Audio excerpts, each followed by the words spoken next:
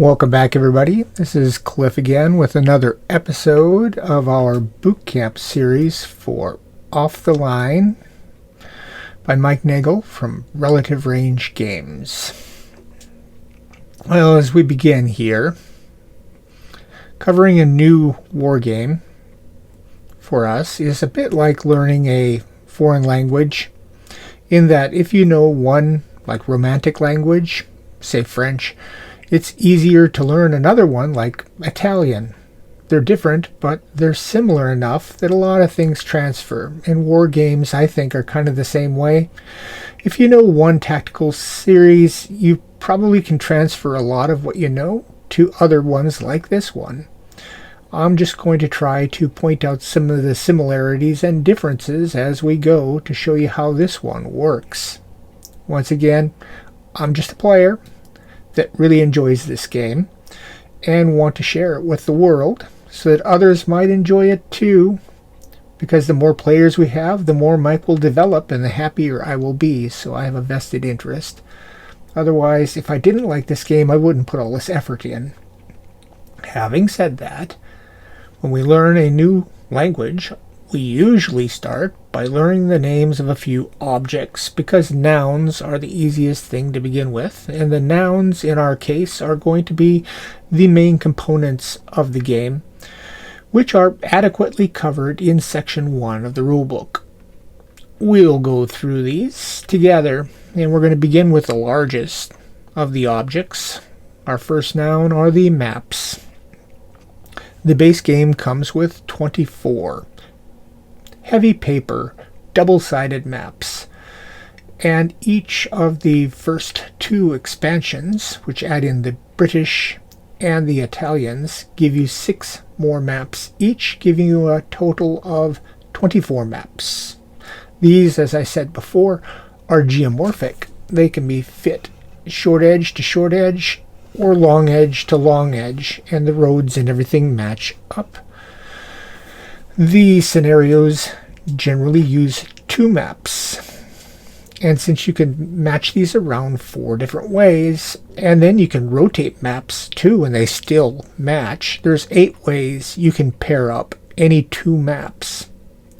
So combinatorially, 24 times 23 is like 552 different pairs of maps you can make, each of which can fit together in 8 different configurations, which gives you like 4,400 and something ways to arrange the maps. And they're double-sided, so that one side is a summer, spring view, and the other is a winter view. Looks like Michigan most of the time. So, in theory, you have like 8,800 and some different combinations of maps. This isn't exactly true because a couple of the maps have rivers on them, and the rivers run edge to edge, so there's only so many ways to make those fit and be sane. So it's slightly less than that, but over 8,000 ways of arranging the maps. There's a lot of tactical diversity here. We'll talk about terrain types in the future. Size of the maps. You got about 7 by 12 hexes. Each hex is 15 meters, as we said before. So that puts this map in a single map in at about 5 acres, which is, well, it's hard to say. If you're in the country like me, 5 acres makes sense. If you're in the city, 5 acres may not make sense. That's, depending on your city, probably 1 to 2 city blocks. A typical scenario, we'll use 2 of these, so a typical scenario will be 10 acres. If you want to visualize this, you could think of it as about like 7 American football fields put edge to edge. The whole thing, 10 acres, is about the size of Yankee Stadium for a baseball park. From edge to edge here, you're talking about 200 meters, corner to corner, maybe 250 meters. If you were going to lay 2 maps like this, long edge to long edge, and go corner to corner, you're looking at just under 400 meters. So why am I blabbering on about this? Those ranges are all easily inside the operational range of the weapon systems used in World War II. With my 30-06 deer rifle, a 200-meter shot is pretty close in. I can make that standing freehand. If you let me prone out and get stabilized with my 30-06, I can hit a man-sized target at 400 meters without much trouble. So, yeah, every hex is fair game in this game. It's just a matter of, do you have terrain that's degrading your line of sight? And we're going to talk about line of sight later.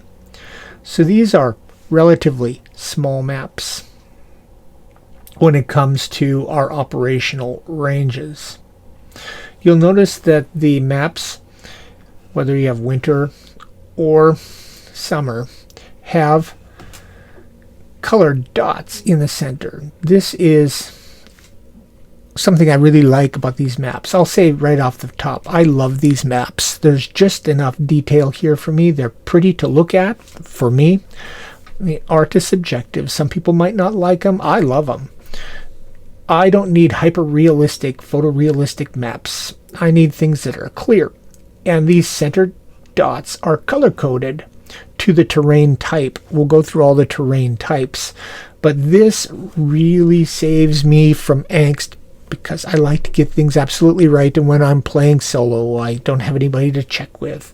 When you get a hex like this one here, this H2 hex. So let me just turn this on here. Let's make it a circle and one. Here we go. Highlight this. There, H2. It's got a tree in it. Is that a tree hex? A woods hex? No, because it has a clear hex center. So everything's defined for you. Whereas here is obviously a tree hex because it's got a green dot. This is a clear dot. Fields have their own dot. Notice that in the wintertime, there are no fields because it's wintertime. So there are tactical differences between winter and summer, and there's obviously other effects that are modeled. So that's some of the things I love about the maps, and the tactical variety is awesome. That's why I'm really excited about this. Another big noun would be the terrain effects chart. We're going to go through this a lot with terrain. Obviously, you're going to have a terrain effects chart to explain how everything works, whether it blocks line of sight, degrades line of sight, how much protection it gets, how much it boosts your confidence in shooting. We'll go through all of that with the terrain types and LOS in the future, but it's introduced there. Each player, Axis and Allies, gets a player reference card. Basic parts here. You have down here your weapons attribute table. For the Americans, most of your soldiers would probably be carrying the Garand. And let me get that off, and let's put a rectangle on the Garand. M1G, the M1 Garand, will be on the counters. This tells you at short range what column to use, medium range what column to use, long range what column to use. These column numbers can be modified by factors. We'll talk about those when we're talking about firing. There is no stacking limit in this game. You can put as many soldiers in a hex as you would like. You can put them all in a hex. We all know that putting all your soldiers in a hex is usually a bad idea. And here's one of the reasons why. This hit number. When you're firing, you're not going to be firing at a particular soldier. You're going to be firing at a hex. And if you hit it, every soldier in that hex, up to whatever the hit number is, can be affected. So you can see that the Garand can hit up to 3 soldiers in a hex. So if your enemy has 3 guys stacked up there, all 3 have to endure fire. Some weapons, like the Tommy gun, or these belt-fed guys down, or the Browning here, or the belt-fed guys, they affect every soldier. So if there's 12 soldiers in a hex, all 12 are going to be potentially hit. That's going to encourage you to spread your guys out a little bit. The jam number next to it has to do with the reliability of the weapon. Lower is better. Low is good, always in this game. So things like the bolt action Springfield have a low jam number, whereas, like the Garand or the Carbine is a 5. It's a little bit worse, and then the belt-fed guys and the submachine guns are 6. They're the most apt to misfire or jam. When you do pile your guys up in a hex, like in a melee or something, sometimes it's easier to put one group marker onto the board and then have your group members put into this box. It also gives you a little bit of fog of war if you're playing one-on-one, where you just put a group marker out on the board, especially when they're not spotted. One unspotted marker moving around might represent 4 guys moving around as a team. Your status track. Up here is where you're going to track the number of orders you have to give in your turn, and it's also where you're going to track your current initiative if you have it. The right side here is where we keep tabs of units that you've lost through KIA or that have routed, which are going to count against you in the end. And a lot of these scenarios involve trying to traverse the board and exit off the other side. As you exit, you can gather your guys here for victory points. There's also scenario cards. 12 scenarios in the base, and another 12 when you factor in the other 2 new expansions. Main parts here are they're going to give you a turn track. So we got a turn track down here. Well, let's put this up again. 1. Turn track down here. 10 turns in this scenario. The game really only has 5 numbers that you really want to keep track of. So let's do 2. First one is your break number. This is the number of units that you can lose via KIA or routing before you lose. So for the American squad here, if you lose 8 points, you break, run away, and you automatically lose at that point. Don't even finish a turn, you just lose. Second value to keep track of is your Elan value, 5 here. Elan is going to be a factor that's going to play a role in determining initiative with rallying and various sundry other things in the game. It has to do with the overall confidence and capability of your crew, how beaten down they are, how confident they are. Up here at the top, we have a little description, and we have special rules that'll override the book rules. In this case, there is a level 3 steeple in the church. And down here we have our setup instructions. Tells us which units to use. When I'm playing solitaire, I don't use my fakes, but I use the fake dummy markers for the enemy to give more fog of war. And then of course your victory conditions. So 2 of our values are found in your scenario card, and they're important to keep in mind. It's going to have to do with your victory conditions. The main part of the game, the main noun to know, is the action deck. 120 cards, which we use for everything. The cards, let's bring one out here. Let's put it in here. Let's make this bigger. See how big I can make it. That's pretty big. Action deck. Alright, the parts. Let's do a circle and 1. Alright. Oh, got to actually put this on. There. Order number. Each card can give you a certain number of orders that you can bid to play for your upcoming turn. This one has 3. We'll talk about sequence of play next time. There is, down here, our random number generator. This is the most important bit. With different columns, 2 through 10, so there's 9 columns.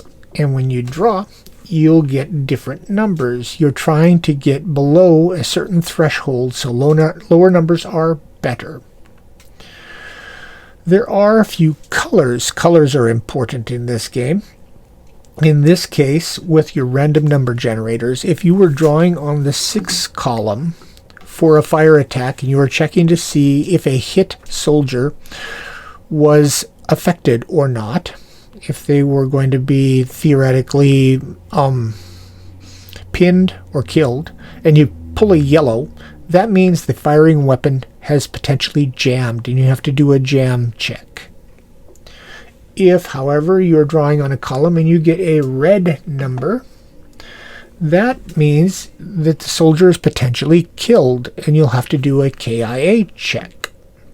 Otherwise, you're just going to do a pin check, a morale check. If they fail, they will be pinned. If they succeed, they're unaffected. Some of these columns have shorthand over here.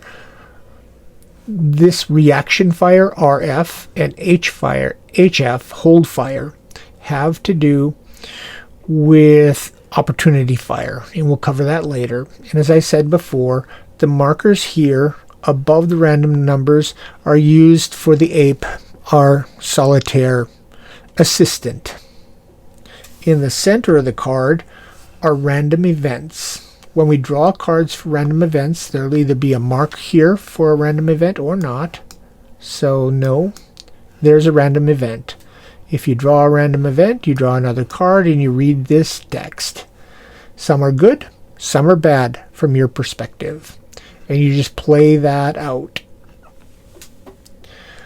Sometimes the random event is going to require a random hex to be drawn. And you just use another card, and not a star, J8. So hex J8 will be affected, and you need to know which map. Let's say left is 1, right is 2, just like when you're playing Fields of Fire. Draw another card, it's map 1, J8. You'd go over, find J8, and you do your random event there. And lastly, we have our units. So we got a variety of different units. There are like 80 Americans and 80 Germans and 80 British and 80 Italians, and there will be 80 Russians and there will be 80 Finns. You have a lot of soldiers to play with. They have some more numbers to consider. So let's just do it this way, put them on the map. And let's increase this mag, move them over, and increase the mag. There, max mag. We have 3 numbers that we need to worry about. The one in the hex, the one in the black box, and the one in the red box. This box shows you your weapon type. And you should notice that some of these weapons, let's go here, it's easier to see here. Some of these weapons are underlined. Underlined weapon types mean that they're capable of doing assault fire. This is run and gun, where you can both move and shoot with a penalty in a turn. So it's not as good as being still, or even better, being prone, But you can move and shoot, but not every weapon system can do this. It's primarily the submachine guns and like the Browning. You're not going to run around all Rambo with a 30 cal machine gun with a belt hanging off of it. So if it's underlined, you can do assault fire. And let's go back here. So the submachine gun here is underlined. My Browning here is underlined. They can do assault fire. There is a hexagon. These are leaders. This is the leadership radius of 3. Yellow leaders are considered squad leaders, usually like your sergeant. A white hexagon is your assistant squad leader, usually somebody like a corporal. The number has to do with the number of hexes out that they affect things. Leadership is really important in this game. It's going to affect your hand size for the number of cards you can carry. It's going to impact the functioning of your other members within the leadership. So leadership allows you to give individual orders to soldiers. It's going to improve their firing, improve their rallying. It's going to improve their defensive capability to withstand attacks. You generally want your soldiers to be within range of a leader. It's not the end of the world if they're not. You can still order them, but they're not as flexible. So, hexagon, leaders. The black box is probably the most important number in the game, and Mike has called this the morale of the soldier, which is sort of misleading. Yes, it is morale in the essence that it does impact their ability to rally and withstand being pinned. But this value does so much more. This is really more or less a true quality value. The higher the number, the better quality they are. They're going to shoot better, they're going to withstand fire better, they're going to rally faster, they're just more effective overall. The lower number in the red box is their melee close assault value. It's only used in close assault when both parties, allies, and Axis soldiers share a hex. A melee immediately occurs and it's resolved. And we'll talk about that in a whole nother video. Lastly, some have a red morale value. These are more fragile. This is a flamethrower. He's more fragile because that flamethrower can burst into flames if he gets hit. So they have their own rules. You can see he's really good at melee. And that brings me to the flamethrower. A point that is inferred but not directly declared in the rules is that some weapon systems are not found on the weapon attribute table.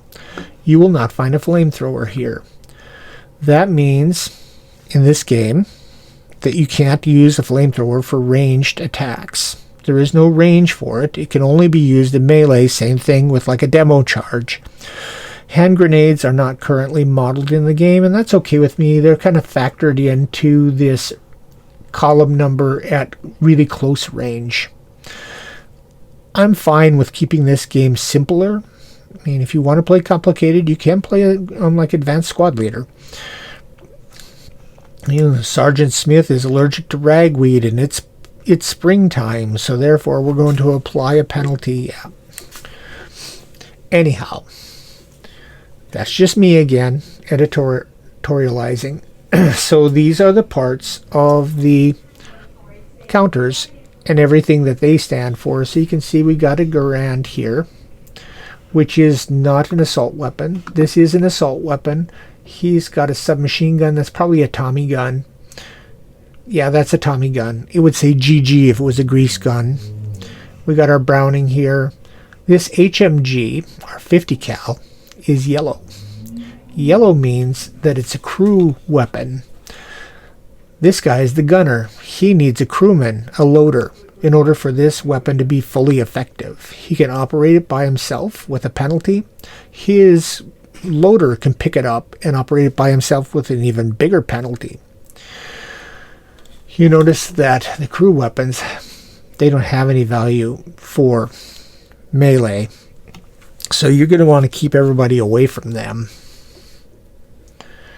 That, I believe, is the basics of all of the parts and how to interpret the numbers. I mean, the numbers up here in the upper right corner is just a unit number, which is really only important when you're assembling your squads or building a squad for a custom scenario. And you will build custom scenarios with this. I promise you, this game is so wonderful for building custom scenarios. The possibilities are practically endless.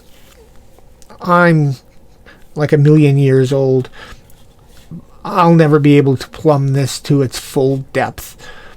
I'm going to play the crap out of it, but there's so many varieties of ways you can put maps together that the tactical situations are, for all intents and purposes, endless for me, which is one of the reasons I really love it, and I hope you will too.